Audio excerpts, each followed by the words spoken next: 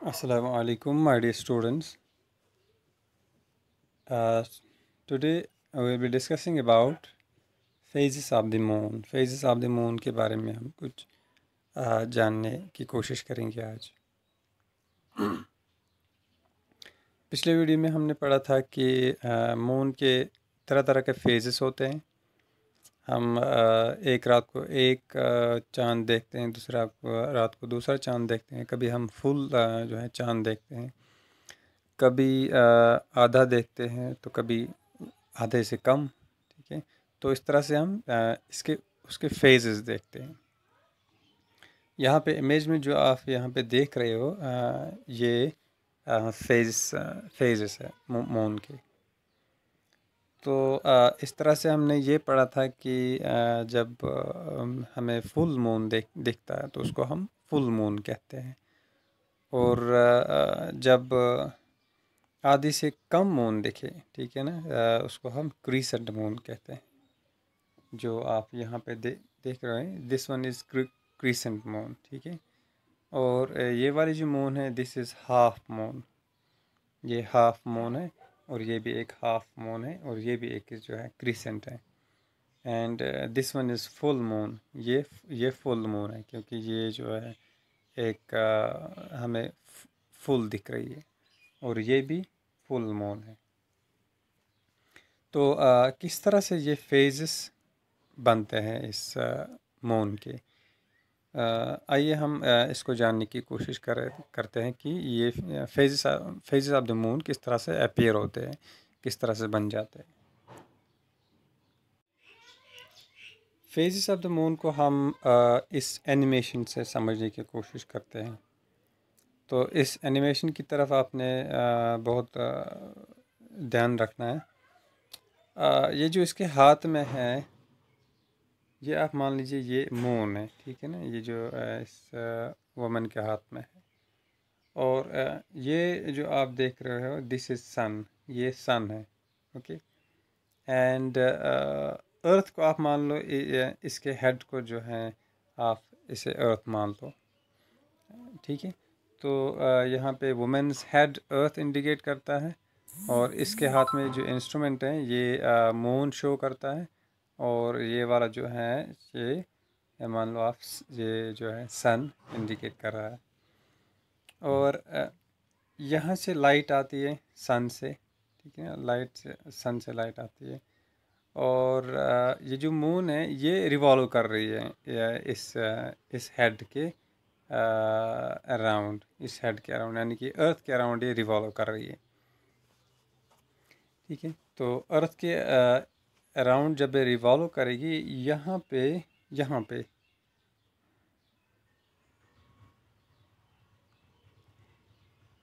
यहाँ पे जो है, यहाँ पे एक डार्क मून होगा।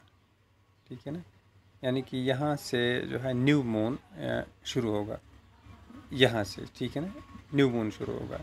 न्यू मून इसलिए शुरू होगा क्योंकि यहाँ से इसको डार्क दिखेगा, ठीक है ना, कि यहाँ से इसको डार्क दिखेगा, क्योंकि जब मून यहाँ पे पहुँच जाएगा, ठीक है ना, यहाँ पे पहुँच जाएगा, तो यह इस साइड से पूरा ब्राइट होगा मून, और इस साइड से डार्क होगा।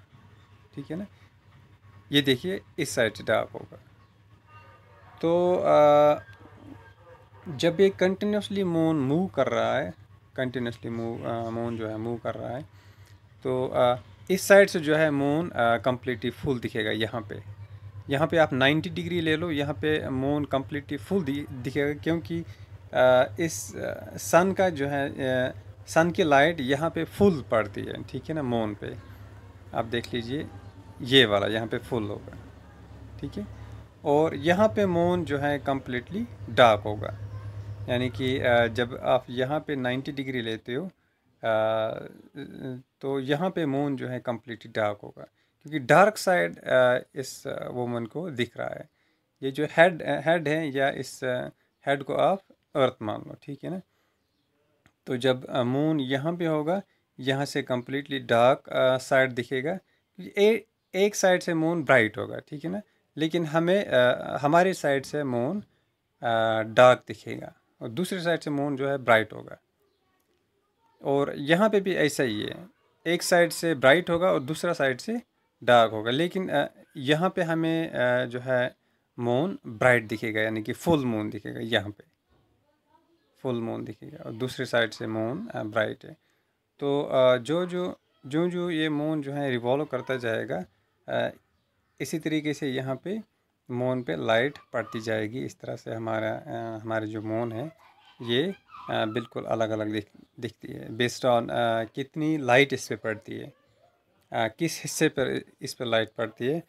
तो उस तरीके से ये अपनी जो शेप है, अपनी जो फेजेस हैं चेंज करता है। तो आइए हम टेक्स्ट बुक से समझने की कोशिश करते हैं phases of this moon. Moon की जो लाइट है ये रिफ्लेक्टेड लाइट है। दिस थिंग सन से जब लाइट आती है तो ये जो है लाइट मून पे पड़ती है और मून से जाके ये लाइट जो है रिफ्लेक्ट होती है, and in this way we can see the brighter moon और ब्राइट मून। तो इस तरीके से हम ब्राइट मून देखते हैं। स्टार और प्लैनेट में ये फ़र्क है कि स्टार की अपनी लाइट होती है और प्लैनेट की अपनी लाइट नहीं होती। और मून जो है ये अर्थ की सैटेलाइट है, नेचुरल सैटेलाइट। सैटेलाइट वो होती है जो किसी ऑब्जेक्ट के अराउंड रिवॉल्व करती है। जैसे मून ये अर्थ के अराउंड रिवॉल्व करती है, and this moon is called satellite of the earth. इस तरह से ये जो मून है इसकी अपनी लाइट नहीं होती, बल्कि ये रिफ्लेक्टेड लाइट होती है। आप थोड़ा सा इस एनिमेशन की तरफ देख लीजिए, थिंक अबाउट इट कि कैसे जो है इस पर लाइट पड़ती है और कैसे हमें फिर ये फुल दिखती है, और कभी क्रीसेंट मून हमें दिखती है, कभी न्यू मून दिखती है। ये देखिए कि कैसे एक साइड से पहले लाइट पड़ती है, सनलाइट, जिससे हमें ये एक जो है एक क्रीसेंट मून की तरफ दिखती है। एंड फिर जो है फिर जब इस पे कम्प्लीटली एक साइड से लाइट पड़ती है तो उस वक़्त हमें ब्राइट दिखती है, कम्प्लीटली ब्राइट फुल मून जिसे हम कहते हैं। और जब हमारी साइड से यानी कि अर्थ की साइड से डार्क वाला फेस अलाइनड होगा तो उस वक़्त हमें ये कम्प्लीटली डार्क दिखेगा, यानी कि उस वक़्त जो है वो न्यू मून होगी। ओके, असल में इसका जो ये जो इसकी जो अलाइनेशन है, यानी कि कैसे ये होता है, अगर आप इस एनिमेशन से आप समझ लें तो ये बहुत ही ईजी है। ये देखिए, जब ये यहाँ पे है 0 डिग्री पे, ठीक है ना, तो जब ये 0 डिग्री पे पहुँच जाता है, आप देखिए ये 0 डिग्री हो गया, तो उस वक़्त ये जो यहाँ पे जो मून का फेस है वो कम्प्लीटली डार्क दिखेगा हमें, क्योंकि ब्राइट साइड तो यहाँ पे है, ब्राइट साइड इस साइड से, तो इस साइड से हमें डार्क दिखेगा। तो उस वक़्त जो यहाँ पे फेस होगा मून का वो that will be new moon. आप यहाँ पे देखिए ये न्यू मून होगा।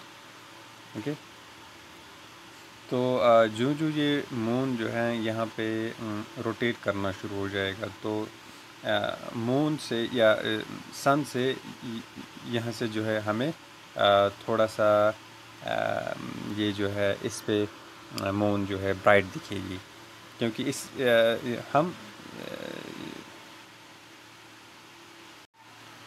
तो यहाँ पे हम कम्प्लीटली आप देखिए 0 डिग्री पे देख रहे हैं, तो इसीलिए हमें ये कम्प्लीटली ब्राइट जो है डार्क दिख रहा है। तो जो मून रोटेट करती जाएगी तो हम भी इस मून की तरफ जो है साइड व्यू की तरफ देखेंगे, ठीक है ना, क्योंकि ये रोटेट हो रही है तो हम साइड व्यू की तरफ देखेंगे, जिसकी वजह से हमें मून पे कुछ लाइट जो है दिखनी शुरू होगी। तो यहाँ पे जब हम 90 डिग्री पे देखते हैं तो उस वक़्त हमें मून हाफ दिखती है, ठीक है ना। तो उस वक़्त हमें मून जो है हाफ दिखती है। और जब मून यहाँ पे पहुँच जाएगी कम्प्लीटली 180 डिग्री पे, ठीक है ना, 80 डिग्री पे, तो इस साइड से हमें मून कम्प्लीटली ब्राइट दिखेगी, क्योंकि सनलाइट इस पर जो है कम्प्लीटली पड़ जाती है, ठीक है ना, कम्प्लीटली पड़ जाती है एक साइड से, दूसरी साइड से डार्क है। तो हमारी साइड से जब यहाँ पे मान लो यहाँ पे नाइट होगा, ठीक है ना, तो इस साइड से यहाँ पे ये कम्प्लीटली ब्राइट दिख रही है यहाँ पे, और दूसरी साइड से ये कम्प्लीटली डार्क है। तो उस वक़्त हमें मून कम्प्लीटली फुल दिखेगी, क्योंकि हम 180 डिग्री से देख रहे हैं, यानी कि उस वक़्त सन, अर्थ और ये जो मून है, मान लो अप्रॉक्सीमेटली एक ही लाइन में होगा। लेकिन जब ये एग्जैक्टली एक ही लाइन में होते हैं, सन, मून और अर्थ, तो उस वक़्त ल्यूनर इक्लिप्स होता है, ठीक है ना, उस वक़्त इक्लिप्स होता है। आप मान लो यहाँ पे अप्रॉक्सीमेटली एक लाइन में आ जाते हैं, तो उस टाइम हमारी मून जो है कम्प्लीटली ब्राइट दिखेगी, and that will be a full moon. उस वक्त ये फुल मून होगी।